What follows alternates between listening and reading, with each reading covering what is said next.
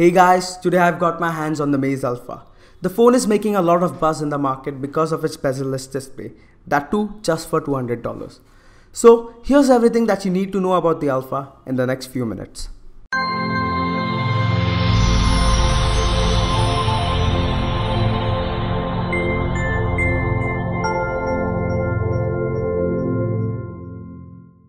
Before we move on to the important details, this is what you get inside the box.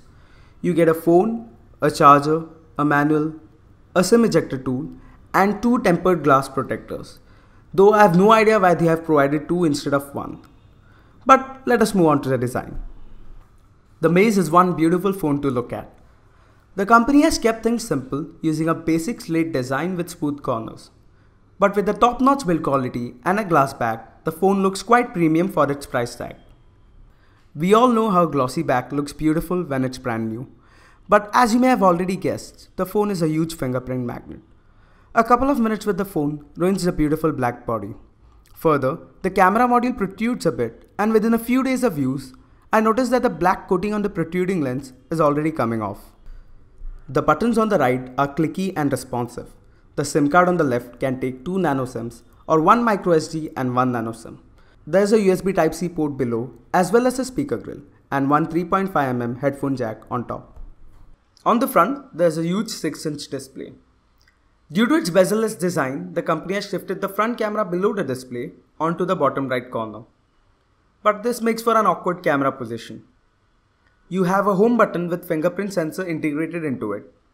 There are no capacitive buttons, which is actually a shame because the bottom bezel is huge and you could have easily added a couple of capacitive buttons instead of using on-screen ones for navigation. Talking about the bezels, the phone is often called as having a tri-bezelless design. That is not entirely true, as you'd find thin bezels on the three sides of the display. Further, given the huge size of the bottom bezel, you start to wonder whether the company just combined the top and bottom bezels to form one huge bezel. While the looks of the Alpha is enticing, what would really bother most of the users is its weight. The phone weighs a good 224 grams on paper, and with the tempered glass protector, the total weight goes up to 235 grams. But that's like overweight in the category of smartphones, and not everyone would be willing to get comfortable with its heavy form factor. One good thing going for the phone is that the weight is evenly distributed. So, if you really want to, you can get used to its weight. I personally have been using this phone for the past couple of weeks, and I feel much more comfortable with it now. However, the large screen won't help in one-hand operation, and neither will its weight. So, unless you have very large hands, it's going to be a problem. The Maze Alpha has one of the most beautiful displays under $200. The 6-inch 1080p panel looks beautiful with good levels of saturation and brightness. In fact, even under direct sunlight, you would never have to increase the brightness to more than 70%, which is quite impressive. Colors look beautiful on the screen.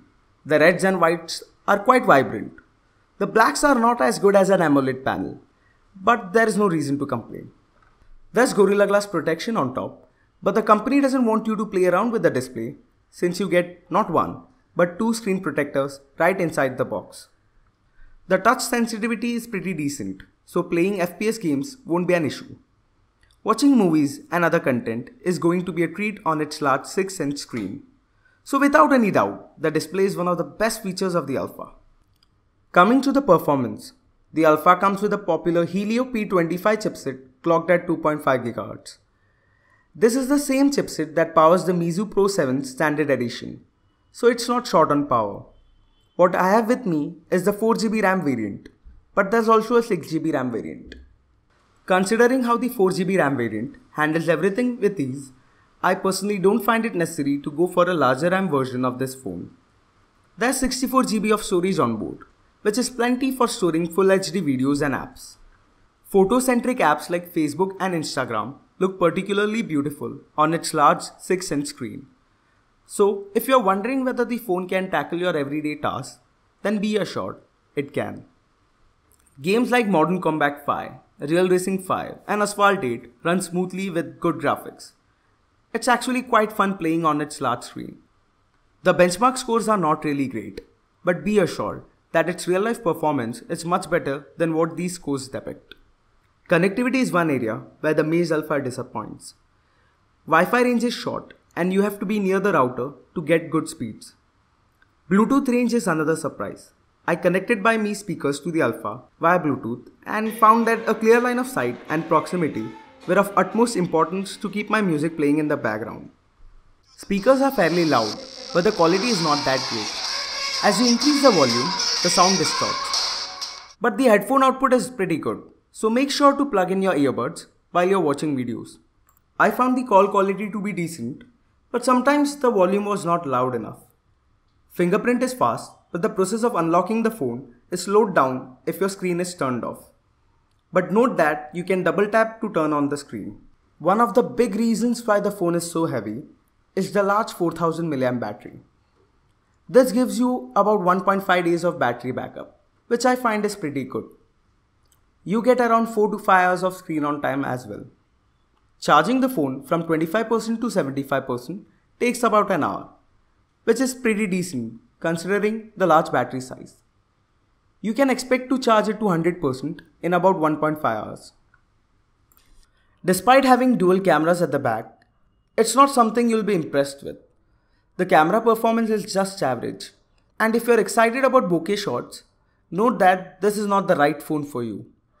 The standard pictures from the camera come out decent and are good enough for social media. An interesting addition to the camera app is the inbuilt filters option. Other than that, there's nothing special about the Alpha's camera. The saturation in the samples are good and so is the brightness, but most pictures come out grainy. If you're planning to get the Maze Alpha, it has to be for very specific reasons. The 224 grams weight and a large 6-inch display isn't meant for the masses. But for those hunting for a beautiful phablet under $200, it could be a great candidate. Thanks a lot for watching. See you in the next one.